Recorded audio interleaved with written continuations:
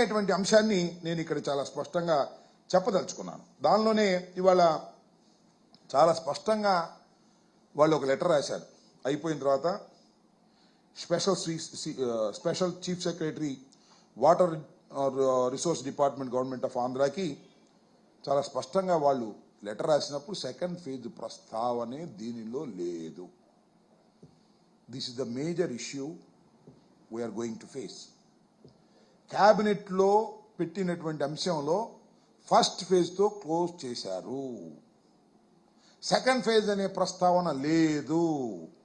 Second phase మేము చెయ్యము అని కూడా చెప్పేశారు ఇండైరెక్ట్గా. ఇది మాకున్నటువంటి సమాచారం. మీకు కూడా తెలుసా సమాచారం.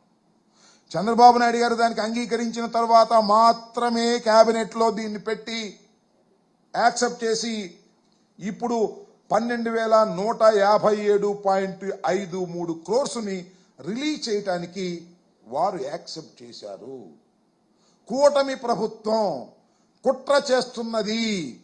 కూటమి ప్రభుత్వం పోలవరానికి అన్యాయం చేస్తున్నది. కూటమి ప్రభుత్వం పోలవరాన్ని పూర్తి చేయకోకుండా తప్పుకు పోయేటటువంటి ప్రయత్నం చేస్తున్నది. దీన్ని ఎదుర్కోవలసినటువంటి బాధ్యత రాష్ట్ర ప్రభుత్వానికి ఉన్నది. రాష్ట్ర ప్రభుత్వమే లాలూచి పడిపోయింది. రాష్ట్ర ప్రభుత్వమే అంగీకరించింది. అంగీకరించిన తర్వాత ఏం చేయాలి నేను అడుగుతా ఉన్నా. ఇంత అన్యాయం జరుగుతున్నప్పుడు, ఇంత ఘోరం జరుగుతున్నప్పుడు గొంతెత్తి మాట్లాడవలసినటువంటి బాధ్యత ప్రతిపక్షంగా మా మీద ఉంది. రాష్ట్ర ప్రజలు ఆలోచించవలసినటువంటి అవసరం ఉన్నది. ఇది చాలా అన్యాయం.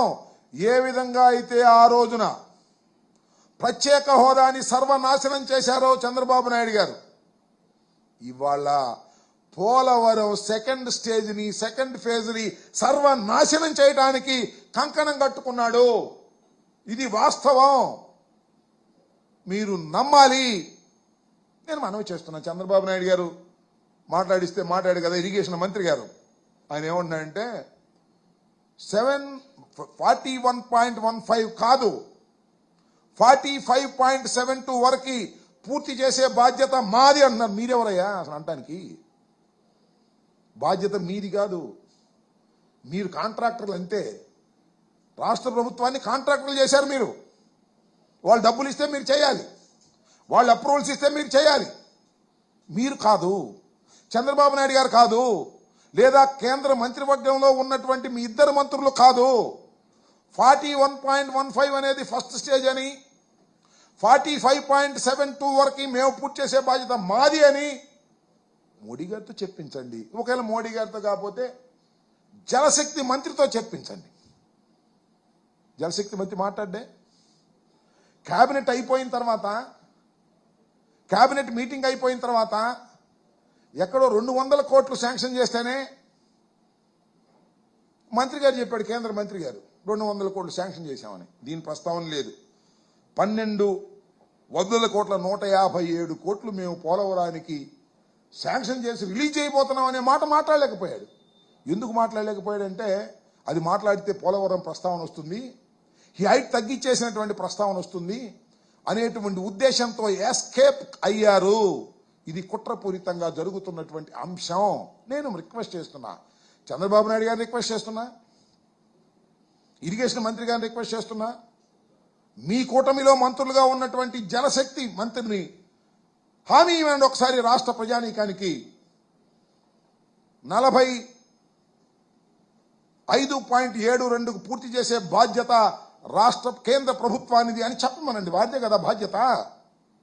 ఇవాళ మీరు అనవసరంగా లాక్కుని మేము డబ్బులు దీనిలో కాజేయాలనేటువంటి ఒకానొక దురుద్దేశంతో మీరు ఈ బాధ్యతను తీసుకున్నారు తప్ప కేంద్ర ప్రభుత్వమే కదా మొత్తం చేయాల్సింది. దీన్ని మీరు గమనించాలని ఈ సందర్భంగా మనవి చేస్తున్నారు. మా మీద మీరు ఆరోపణలు చేస్తున్నారు, రాజకీయంగా చేసుకోండి, మాకేమి అభ్యంతరం. We are facing it. ప్రతి దాన్ని కూడా మేము ఫేస్ చేయడానికి సిద్ధంగా ఉన్నామనేటువంటి విషయాన్ని కూడా నేను మనవి చేస్తున్నా. నేను చెప్పిన ప్రతి మాట సత్య శోధనకు నిలబడుతుంది. రాబోయే కాలంలో మీరు చేసినటువంటి ఈ పాపాన్ని ప్రజలు సహించరు అని మనవి చేస్తున్నా. మరి దాన్ని ఏమంటారు, ప్రత్యేక హోదాని ఎగ్గొట్టేశారు. కానీ ఎందుకు సహించారో సహించి మిమ్మల్ని అధికారంలోకి తీసుకొచ్చారు. ఇంకా సహించాలని మనం చేస్తున్నా. ప్రత్యేక హోదాని మంట కలిపినట్టే ఇవాళ పోలవరం ప్రాజెక్టును కూడా చంద్రబాబు నాయుడు గారు మంట కలిపేటటువంటి కార్యక్రమం చేస్తున్నారనేది కూడా నేను ఈ సందర్భంగా నేను మనవి చేస్తున్నా. ఇంకో అంశం ఏంటంటే, నిన్న మన రామానాయుడు గారి పాపం మనకి ఇంకా పూర్తిగా అవగాహన వచ్చినట్టుగా లేదు. ఆయన ఏమంటారంటే, ఆంధ్రప్రదేశ్ ప్రభుత్వం కేంద్ర ప్రభుత్వం రీఎంబర్స్ చేసినటువంటి డబ్బుని వినాలి మీరందరూ. పోలవరం ప్రాజెక్టుకు సంబంధించి కేంద్ర ప్రభుత్వం రీఎంబర్స్ చేసిన డబ్బుని జగన్మోహన్ రెడ్డి గారు డైవర్ట్ చేసుకున్నాడు. ఇదేం అన్యాయం విన్నారా? What is called reimbursement? Reimbursement అంటే ఏంటి? అసలు మీరు ఒప్పుకొని వచ్చింది ఏంటి? రాష్ట్ర ప్రభుత్వం ముందు బిల్లులు పే చేస్తుంది, అంతే కదా రీఎంబర్స్మెంట్ అంటే.